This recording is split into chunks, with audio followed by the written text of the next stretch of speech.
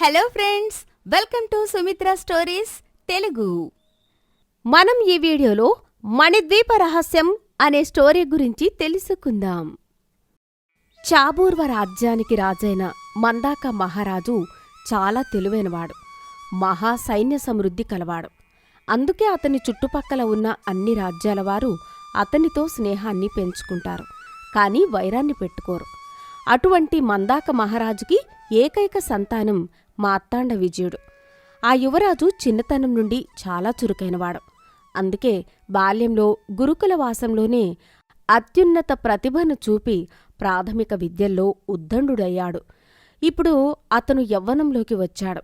తమ తండ్రి తరువాత రాజ్య బాధ్యతల్ని అందుకోవలసిన యువరాజుగా అతను పెంచుకోవలసిన అర్హతలు కొన్ని ఉన్నాయి. అటువంటి అర్హతలను సాధించడానికి అతనికి ఒక సవ్యమైన గురువు దగ్గర శిక్షణ అవసరముంది. అటువంటి నేపథ్యంలో మహారాజు మందాకుడు సుదీర్ఘమైన ఆలోచనల్లో తన అంతఃపురంలో ఉండగా అతని రాణి త్రివేణీదేవి భర్త దగ్గరికి వచ్చి, ప్రభువులు, ఎందుకనో చాలా రోజులుగా ఏదో దిగులుతో ఉన్నట్టనిపిస్తోంది. ఏ విషయం మహారాజా? ఇంకే విషయం దేవి, మన కుమారుడు మార్తాండ విజయుడు గురించే నా ఆలోచనంతా. ఇప్పుడు మీరు అంతగా ఆలోచించాల్సిన అవసరం ఏమొచ్చింది ప్రభూ? మన కుమారుడి విషయంలో ఏం చెప్పమంటావు దేవి? ప్రాథమిక శిక్షణ పూర్తి చేసుకున్న మన యువరాజు మరెన్నో విద్యలలో శిక్షణ పొందాకనే కదా మన రాజ్య సింహాసనం మీద కూర్చోవడానికి అర్హుడవుతాడు. కానీ అక్కడే అసలు చిక్కు వస్తుంది. మన యువరాజు జన్మతః చురుకైనవాడే, కాని గురుముఖత పొందని జ్ఞానానికి విలువ లేదు కదా. అందుకే ఇప్పటికీ మేలైన శిక్షణను ఇచ్చే 2 గురువుల దగ్గరకు మన కుమారుడిని పంపాను. కాని వారెవ్వరి దగ్గర విజయుడు ఇమడలేక వచ్చేశాడు. మరి ఇప్పుడు ఈ దిగులు? మన రాజ్యానికి 80 క్రోసుల ఆవల ఉన్న అడవిలో చతుర్వేద చంగళ్వుడు అనే గురువు ఉన్నాను. వారి దగ్గర శిష్యరికం పొందగలిగిన విద్యార్థి జన్మ ధన్యం అంటారు. కానీ మన కుమారుడిని తీరు చూస్తే అటువంటి మహాపండితుడైన గురువు దగ్గర జ్ఞానభిక్ష దొరుకుతుందా అని సందేహం. అని తన తల్లిదండ్రులిద్దరూ మాట్లాడుకున్న మాటల్ని ఆ గది బయట ఉండి విన్న మార్తాండ విజయుడు ఎలాగైనా తన తండ్రి చెప్పిన ఆ గురువు దగ్గరే తన మిగిలిన విద్యాభ్యాసాన్ని పూర్తి చేసుకోవాలి అనుకున్నాడు. అందుకే ఆ సంకల్పంతోటే తన తల్లిదండ్రులకి ఒక్క మాట కూడా చెప్పకుండా ఒక సాధారణ వ్యక్తిగా తన రాజధాని నుండి తండ్రి చెప్పిన ఆ అడవి వైపు అతని గుర్రం మీద తన విజయ ఖడ్గంతో ప్రయాణం మొదలుపెట్టాడు. అలా తలిచిందే తడుగా ఏ పనైనా చేసే మనస్తత్వం ఉన్న యువరాజు తన బలమైన సంకల్పం వల్ల 5 రోజుల్లోనే తాను చేరుకోవలసిన అడవికి, తాను కలుసుకోవలసిన గురువు కుటీరానికి చేరుకున్నాడు. కాని అక్కడికి వెళ్ళాక ఏ గురువునైతే తాను వెతుక్కుంటూ వచ్చాడో ఆ గురువు బాధాతప్త వదనంతో నిశ్చేష్టుడుగా కూర్చునున్నాడు. గురువులకు ప్రణామాలు. నన్ను మార్తాండ విజయుడు అంటారు స్వామి. చారూర్వ రాజ్యానికి రాజైన మందాక మహారాజు గారి ఏకైక కుమారుడిని. మీరు అనుజ్ఞనిస్తే నేటి నుండి మీ శిష్య పరమాణువుని. చూడు నాయనా, నీవు రాకూడని సమయానికి నా దగ్గరకు వచ్చావు. ప్రస్తుతం నేను ఏ విద్యలో నేర్పలేని అశక్తుడిని. కనుక నీ సమయం వృధా చేసుకోకు, మరో చక్కటి గురువుని ఆశ్రయించు అని చెప్పేసరికి అంత బేలగా ఒక గురువు మాట్లాడవలసిన అవసరం ఏముందో తెలుసుకోవాలి అనే కుతూహలంతో మార్తాండు ఆ చతుర్వేద చంగర్వుడిని అభ్యర్థించగా అతను తన దయనీయ స్థితిని చెప్పాడు. చూడు నాయనా, ఎన్నో ఏళ్ల క్రితం ఒక గంధర్వ కన్యగా ఈ వనానికి వచ్చి నాకు అర్ధాంగిగా ఉండిపోయింది మీ గురువిని. ఆమె చాలా శక్తివంతమైన గంధర్వ సంతతికి చెందినది.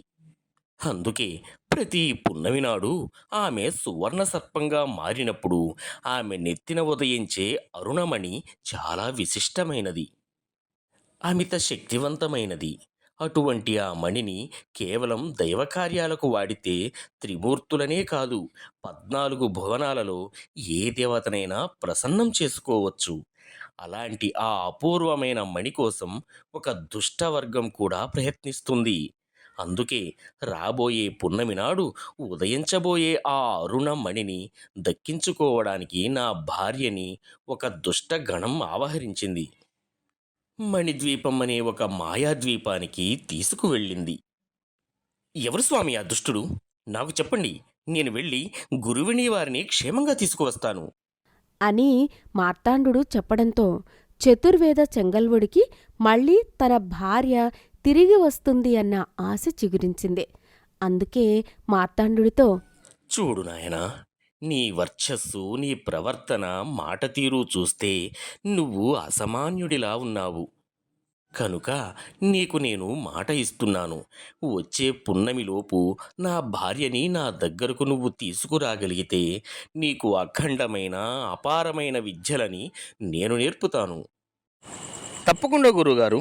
మీ బాధను తీర్చి మీ దగ్గర విద్యాభ్యాసం పొందాకే నేను మా రాజ్యానికి తిరిగి వెళ్తాను. అని తన గురువు ఎదుట ప్రమాణం చేశాడు. అప్పుడు ఆ గురువు తన మంత్రజలాన్ని మార్తాండ విజయుడిపై చల్లాడు. వెంటనే అతని శరీరంపై ఒక స్వర్ణ కవచం ఏర్పడింది. చూడు నాయనా మార్తాండ, నేను నీకు ప్రసాదించిన ఆ స్వర్ణ కవచం సామాన్యమైనది కాదు. కేవలం తెగువ, వీరత్వం మాత్రమే ఉన్న నీకు చతుర్ముఖుడైన బ్రహ్మదేవులతో సమానమైన బుద్ధి కుశలతని కలిగించే అపూర్వ వరప్రసాదం ఈ కవచం. ఇది నీ ఒంటి మీద ఉండగా నీకు ఏ క్లిష్టమైన పరిస్థితిలోనైనా ఒక అద్భుతమైన ఆలోచన నీ ప్రమేయం లేకుండానే స్పృశిస్తుంది. అదే నిన్ను నీ మజిలీ వైపు నడిపిస్తుంది. విజయోస్తు. అని చెప్పి విజయం పొంది రమ్మని మార్తాండుణ్ణి ఆశీర్వదించి తాను వెళ్లాల్సిన దారిని చూపించాడు. అలా తనకి మహత్తర విద్యలు నేర్పుతానని మాట ఇచ్చిన గురువుకి ముందుగానే గురుదక్షిణ సమర్పించే ప్రయత్నంగా మార్తాండ విజయుడు ఆరావళి పర్వతాల వైపు ఆగమేఘాల మీద వెళ్లసాగాడు. అలా వెళ్లే దారిలో ఒక మహాసరస్సు అతని దారికి అడ్డుగా కనిపించింది. ఇదేంటి? ఈ సరస్సు దాటకుండా ఆవలి వైపు వెళ్లే మార్గం లేనట్టుంది. ఈ సరస్సు చూస్తే నా గుర్రం అలవోకగా నడిచి పోగల లోతులోనే ఉన్నట్టుంది.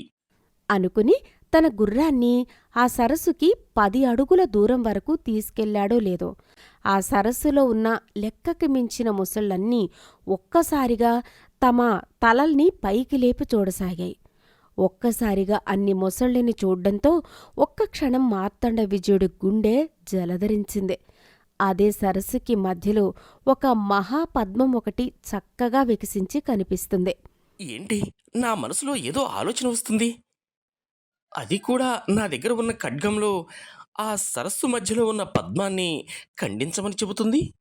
అసలు ఏంటి ఈ మనోప్రేరణ? ఆహా! ఇప్పుడు అర్థమైంది.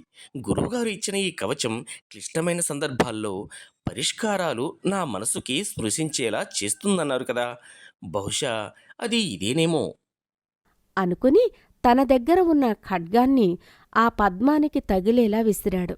అంతే, ఆ ఖడ్గం తాకడంతో అంత పెద్ద పద్మం కాస్త ఆకారం తగ్గి చిన్న పద్మంగా మారింది. ఆ మరుక్షణమే కుప్పలు తెప్పలుగా సరస్సు నిండా ఉన్న ఆ మొసళ్ళన్నీ మాయమైపోయి ఎర్రటి వర్ణంలో ఒకే ఒక్క మొసలి అక్కడ కనిపించింది. ఆ మొసలి మార్తాండుడితో మాట్లాడుతూ, బళా వీరా బళా! నీవు నా భార్య శాపాన్ని సగం తొలగించావు. మిగిలిన సగం కూడా తొలగించు. తప్పకుండా మకర్రాజా. మీ శాపాన్ని పూర్తిగా తొలగించే మార్గం ఏంటో చెప్పండి. తప్పక చేస్తాను. అని అన్నాడో లేదు, ఆ సరస్సు మధ్యలో ఉన్న పద్మం నుండి ఒక స్త్రీ స్వరం వినిపిస్తూ, వద్దు వీరా, అంత పని చెయ్యకు. నా భర్త తోడులేని నా జీవితం వ్యర్థం. కనుక అంత సాహసానికి పూనుకోకు. మకరరాజా, మీ శాపాన్ని నేను ఎలా తొలగించాలో చెప్పలేదు. వీరా, ఆ కనిపిస్తున్న చెట్టుకు వేలాడుతున్న అపూర్వ ఖడ్గాన్ని అందుకుని ఆ ఖడ్గంతో ఒక్క వేటున నన్ను ఖండించు. నీ కత్తివేటు వేగానికి నా రక్తం వెళ్ళి పద్మంగా ఉన్న నా భార్య మీద చిందిన క్షణం ఆమె శాప విమోచనమవుతుంది. వద్దు వీరా, నువ్వు అలా చేస్తే నా భర్త ప్రాణాలు పోతాయి. అదే జరిగితే నా జీవితమే వ్యర్థం. నేను ఇలా శాపగ్రస్తంగా అయినా ఉంటాను కాని నా భర్తని మాత్రం కోల్పోను. వీరా, సూర్యాస్తమయం కావస్తుంది. నీవు తెలుసో తెలియకో శాప విమోచన ప్రక్రియకి పూనుకున్నావు. దీన్ని పూర్తి చేయకపోతే నీవు కూడా ఇదే సరస్సులో మొసలిగా మిగిలిపోతావు. సమయాన్ని వృధా చేయకుండా నన్ను ఖండించు. వద్దు వీరా, నా భర్తను ఏమీ చెయ్యకు అంటూ ఆ పద్మం వేడుకుంది. అలా తన గురువుకి ఇచ్చిన మాట ప్రకారం ఎక్కడుందో తెలియని మణిద్వీపం వైపు ప్రయాణమైన మార్తాండ విజయుడు తన మొదటి సంకట స్థితిలో ఇరుక్కున్నాడు. ఇప్పుడు ఆ మొసలి కోరినట్టు దానిని చంపితే ఆ పద్మంకి శాప విమోచనం జరుగుతుంది. అదే జరిగితే తన భర్త చనిపోతాడు అని ఆ పద్మం వేడుకుంటుంది. కాని శాప విమోచన ప్రక్రియ మధ్యలో ఆపితే మార్తాండ విజయుడు మొసలిగా మారి ఆ సరస్సులోనే ఉండిపోవలసి వస్తుందని ఎర్రటి మొసలి హెచ్చరించింది. ఇప్పుడు మార్తాండ విజయుడు తన మొదటి సంకటాన్ని ఎలా దాటగలడు? తన మజిలీ వైపు ఎలా చేరగలడు? తెలియాలంటే మణిద్వీప రహస్యం నెక్స్ట్ ఎపిసోడ్ వరకు వేచి ఉండాలి. సుందరపల్లిలో గిరీశం అనే వ్యక్తి చాలా కాలం నుండి మేకలను మేపుతూ ఉండేవాడు. అతని దగ్గర 5 మేకలుండేవి. అలాగే కొంచెం పొలం కూడా ఉండేది. తన కుటుంబానికి ఆ కొంచెం పొలం మాత్రమే ఆధారం. అతని కుటుంబంలో అతని తల్లిదండ్రులు, అతడి భార్య, 2 పిల్లలు ఉండేవారు. వారి ఇంటి పోషణకి ఆ పొలం నుండి వచ్చే డబ్బు ఏమాత్రం సరిపోయేది కాదు. కాని వాళ్లందరూ కూడా ఆ ఉన్నదాంతోనే తృప్తిగా ఉండేవారు. ఎవరన్నా అన్నం కోసం వచ్చినప్పుడు లేదనకుండా వారికి తమకి ఉన్నదానిలోనే సంతోషంగా దానం చేసేవారు. ఒకరోజు ఒక సాధువు, ఇంట్లో ఎవరైనా ఉన్నారా నాయనా? ఒకసారి బయటకు వస్తారా? చెప్పండి పెద్దాయనా, మీకు మా నుండి ఏమైనా అవసరం పడిందా? మాకు ఉన్నంతలో మేము మీకు సాయపడగలము. నేను ఒక సాధువుని నాయనా. నేను కాలినడకన తీర్థయాత్రలు చేస్తూ ఉన్నాను. నడిచి నడిచి నాకు ఇప్పుడు చాలా ఆకలిగా ఉంది. అందుకే ఇక్కడ తినడానికి ఏమైనా దొరుకుతుందేమో అని ఇలా వచ్చాను. మీరు రావడం మా అదృష్టమండి. చేతులు శుభ్రం చేసుకుని అలా కూర్చోండి. మా ఆవిడ వెంటనే మీకు భోజనం వడ్డిస్తుంది అంటూ గిరీశం లోపలికి వెళ్ళి తన భార్యతో ఆ సాధువుకి భోజనం పెట్టమని చెప్తాడు. గిరీశం భార్య ఆ సాధువుకు ఎంతో భక్తి శ్రద్ధలతో భోజనం వడ్డిస్తుంది. ఆ సాధువు తృప్తిగా భోజనం చేసి వెళ్లే ముందు అక్కడ ఇంటి ముందు కట్టి ఉన్న మేకలలో ఒక మేక మీద చెయ్యి వేసి ఒకసారి ఆ మేకని నిమిరి వెళ్ళిపోతాడు. అలా ఆ చెయ్యి వేసిన మేక రోజురోజుకు కొంచెం కొంచెం పెరుగుతూ చాలా పెద్ద మేకలా తయారవుతూ ఉంటుంది. గిరీశం ఇంట్లో అందరికీ ఆ మేకని చూసి ఆశ్చర్యం కలుగుతుంది. ఒకరోజు ఇంట్లో వాళ్ళు అందరూ ఎవరి పనులు వాళ్ళు చేసుకుంటూ ఉండగా ఆ మేక సరాసరి ఇంట్లోకి వస్తుంది. అందరూ ఒకసారి ఇలా చూడండి. ఆ మాట వినగాని అందరికీ ఆశ్చర్యం కలుగుతుంది. మేక మాట్లాడుతుందంటే ఎవరికైనా ఆశ్చర్యమే కదా. మీరు చూస్తుంది నిజమే, మేక మాట్లాడుతుంది ఏంటి అని ఆశ్చర్యపోకండి. మీకు గుర్తుందా, ఒకరోజు ఇక్కడికి ఒక సాధుగారు వచ్చారు కదా. ఆయన వెళ్తూ వెళ్తూ నా మీద ఒకసారి చెయ్యి వేశారు. నువ్వు చెప్తున్నది ఏమీ మాకు అర్థం కావడం లేదు. ఇప్పుడు మేము ఏం చేయాలి? ఇప్పుడు మీరు కష్టాలలో ఉన్నారు కాబట్టి నేను అడిగిన ఏదైనా నాకు ఆహారం పెడితే నేను మీ అవసరాలకు తగినంత బంగారం ఇస్తాను. ఇదంతా గిరీశం కోసం ఏదో పనిపడి వచ్చిన పొరుగింటి మల్లేశం కిటికీ దగ్గర నిలబడి వింటూ ఉంటాడు. అంతలో మేక తనకు లేత పచ్చిగడ్డి కావాలని అడుగుతుంది. గిరీశం దానికి లేత పచ్చిగడ్డి పెట్టిన తర్వాత అది మేమే అని అరవగానే దాని నోటి నుండి బంగారం రాలిపడుతుంది. ఇంట్లో అందరూ కూడా చాలా ఆశ్చర్యపోతారు. బంగారం చూసిన మల్లేశానికి ఆ మేకను ఎలాగైనా కాజేయాలనే దుర్బుద్ధి పుడుతుంది. వెంటనే గిరీశం చూడకముందే మల్లేశం అక్కడి నుండి వెళ్ళిపోతాడు. గిరీశం భార్య ఆ బంగారం తీసుకుని తన భర్తకి ఇస్తుంది. ఇంతలో ఆ మేక ఇలా అంటుంది, మీరు ప్రస్తుతం కష్టాల్లో ఉంది, కడుపు నిండా తినడానికి కూడా ఇబ్బంది పడుతున్నారు కాబట్టి ఈ బంగారాన్ని ఇచ్చాను. దీంతో మీరు ఏదైనా మంచి వ్యాపారం చేసి మీ కుటుంబాన్ని పోషించుకోండి. మీకు అవసరమైనప్పుడు నేను మళ్ళీ ఇస్తాను. అలా కాకుండా చెడ్డగా ఆలోచించి నా నుండి మీరు బంగారం కోరుకుంటే మీరు ఉన్నదాన్ని కూడా కోల్పోవలసి వస్తుంది. ఈ బంగారం ఎప్పటికీ కూడా మంచి పనులకే ఉపయోగిస్తాము. బహుశా మేము ఈ బంగారంతోనే కష్టపడి మంచి వ్యాపారం చేయగలము అనుకుంటున్నాను. ఇక భవిష్యత్తులో అత్యవసర పరిస్థితి వస్తే తప్ప నిన్ను మేము బంగారము అడగము. గిరీశం మాటలకు మేక సంతోషపడి అక్కడి నుండి వెళ్ళిపోతుంది. ఈలోగా మల్లేశం తన ఇంటికి వెళ్ళి ఆ మేకను ఎలా అయినా తన దగ్గరికి తెచ్చుకోవాలని ఎత్తులకు పై ఎత్తులు వేస్తూ ఉంటాడు. ఏ ఉపాయం కూడా తట్టకపోవడంతో గిరీశం దగ్గరికే వెళ్ళి మేకల్ని అడుగుదాము అనుకుంటాడు. ఏమిటి గిరీశం, ఇంట్లో అంతా బాగానే ఉందా? ఇంట్లో చాలా ఇబ్బంది పడుతున్నారని అందరూ చెప్పుకుంటుంటే విన్నాను. అందుకే నేను నీకు సాయం చేయాలని వచ్చాను. ఏం చేస్తావు మల్లేశం? డబ్బు ఏమైనా అప్పుగా ఇస్తావా ఏంటి? నేను నీ దగ్గర ఎక్కువ వడ్డీకి అయితే తీసుకోలేను. అయినా నువ్వు ఏదైనా తాకట్టు ఉంటే గానీ ఇవ్వవు కదా. భలే వాడివే గిరీశం, నీ దగ్గర ఏమీ తాకట్టు లేకపోవడం ఏమిటి? ముందు లక్ష్మీదేవిలా 5 మేకలు ఉన్నాయి. అన్నీ తాకట్టు పెట్టకపోయినా కనీసం ఆ పెద్ద మేకనైనా తాకట్టు పెట్టు, మంచి డబ్బు ఇస్తాను. అయినా మల్లేశం, నేను ఈ మధ్య విన్నాను, నువ్వు సంతలో బక్క చిక్కిన మేకను కూడా ఎక్కువ ధరకి అమ్ముతున్నావు అని. నీ దగ్గర ఎవరూ కొనట్లేదంట.